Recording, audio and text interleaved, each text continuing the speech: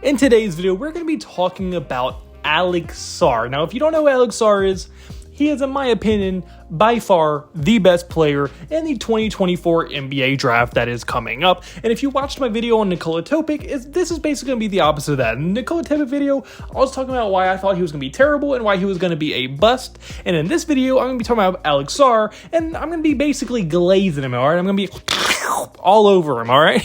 And I'm going to be saying why I think he is the best player in this entire draft class and why a lot of people have him a very, very underrated. And I just think there's a lot of things that a lot of people are overthinking about him, and I think he's kind of getting unfairly categorized as a Wembanyama type guy when nobody's a Wembanyama type guy, at least not normally. So I'm going to be getting to all that in this video, so if that does sound interesting, you please watch all the way through. Without further ado, without running on too much, let's get right into this video. So the first thing I really want to get into is the fact that he is almost a perfect modern day NBA center, with the more guys like Wembanyama, like Chet going into league, super lengthy, kind of skinnier guys, but can score on three levels, can make their own shot, or just very, very talented big men who can still block shots and grab boards. Alex Sarr kind of fits that mold. Now, he's not as skinny as them, but he makes up with that in strength and athleticism, and he is a very, very good athlete. At 7'1", he's very, very coordinated, he's very strong already, and he has great athleticism, but on top of all that, he is a legitimate three-level scorer who can make his own shot. Yes, his three-point percentage isn't the best, but he's also a 19-year-old center who is playing in professional basketball, shooting about 30% from three on 2 attempts a game. So it is still fairly impressive that he already has the foundation to build off of, which most centers never even get in their entire career. And then on top of that, he can make his own fadeaway game. He's a very good mid-range shooter, and then with him being so athletic and so strong, he's also very good in the paint as well. And he doesn't really sacrifice anything either, as he is still a very solid rebounder and still a very good rim protector as well, and he can legitimately probably guard 1 through 5 in the NBA today, and just has tons and tons of two-way potential, and just overall checks basically every box you would want a modern day center to check, especially a top pick one. But despite all these good things about him, they still have a few knocks on him. Some of the biggest knocks that you see on him is kind of what I like to call Wembanyama syndrome at this point. Just because he is not as good as Victor Wembanyama doesn't mean he isn't good, okay?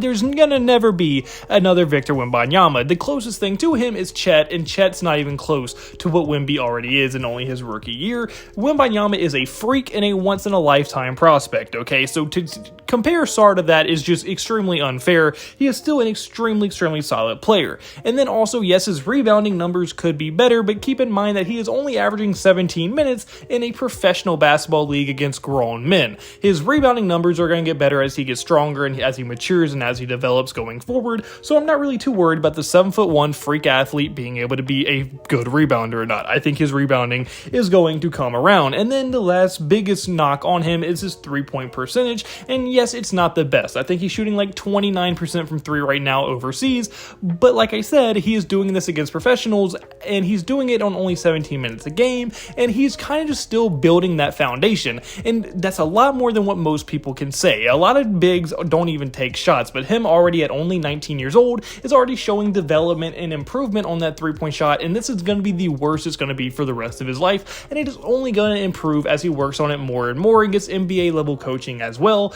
And then with him already having a very solid mid-range game and still being very good in the paint, it's not like he's going to too heavily rely on that three-point shot anyway. It's just going to be kind of a nice thing to have in the back to help spread out defenses and keep defenses honest as well. So yes, his three-point percentage could use work, but I think it's going to improve, and I think he's already years ahead of most centers his age when it comes to outside shooting. And really, on top of all that, I think he fits basically any team he's probably going to realistically end up going to. As if you look at the Detroit Pistons, yes, I know they have Jalen Duren, but at this point, I think it's safe to say Jalen Duren is going to be an average starting level center probably for the rest of his career. He's a good athlete, he can dunk the ball, but he hasn't really developed a jump shot in any way. He can't really dribble that well, he can't defend the perimeter, and I just think overall, although he's a very solid big, I don't think he is good enough to pass up on a guy like Alex Sarr, who I think could be a franchise level player, and I think he would fit very well with Cade Cunningham and Jaden Ivey and guys like that. that. And I just think overall he would fit extremely well. And the defense of this team could be very, very scary pairing Azir Thompson and guys like Jalen Duren, Isaiah Stewart,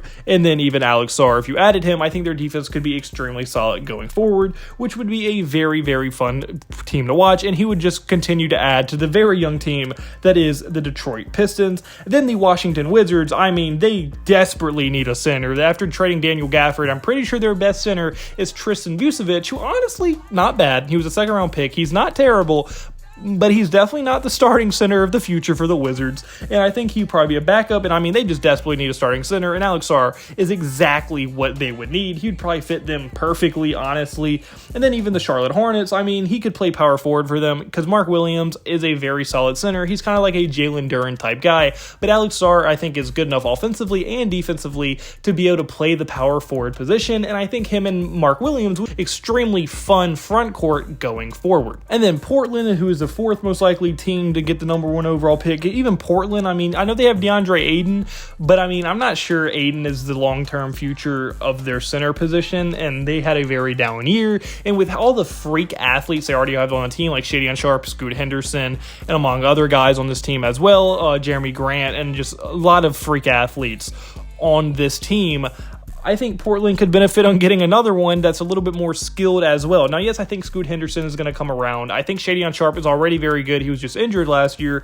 And I think if you added Alex Sarr on top of that, they would be so athletic, so lengthy, that their defense and offense would have such high ceilings. Maybe in the future, they could be a legitimate problem going forward. And then lastly, I mean, you have the San Antonio Spurs, who I think him and Victor Wembanyama together in a front court would damn near break the NBA, because you would have 2 7-foot-plus guys who are extremely offensively talented, who can make their own shots, but on top of that, can literally guard every single position, either one of them, and would be one of the best defensive and offensive front courts in the entire NBA. On top of that, you have Devin Vassell. On top of that, you have Jeremy Sohan. And on top of that, you still have other very solid guys, and they're going to have 2 lottery picks in this draft, so no telling how good that team could be. And I just think if the Spurs somehow end up getting the number 1 overall pick, I hope so badly that they pick Alex Sarr, because I think they would fit so well together, and it would just almost break the NBA once they both develop and get into their primes. I just think it would be so fun to watch, and I think no matter where he goes, he's going to fit right in, and he's just a perfect modern day center. And I think a lot of people are kind of overlooking him, just kind of not thinking he's going to be that great, and I think personally Alex Sarr has potential superstar written all over him going forward. But unfortunately, guys, that's going to be for this video. So comment below, do you agree with me? Do you think Alex Sarr is the number 1 prospect in this class? Who do you think's better? I want to hear your thoughts in the comment section below. And if you like, point to like button, subscribe button, and the absolute word to me. And I hope you have a blessed day, because I had a blessed day, so you need to have a blessed day. All glory to God. See you in the next video. Goodbye. Boo.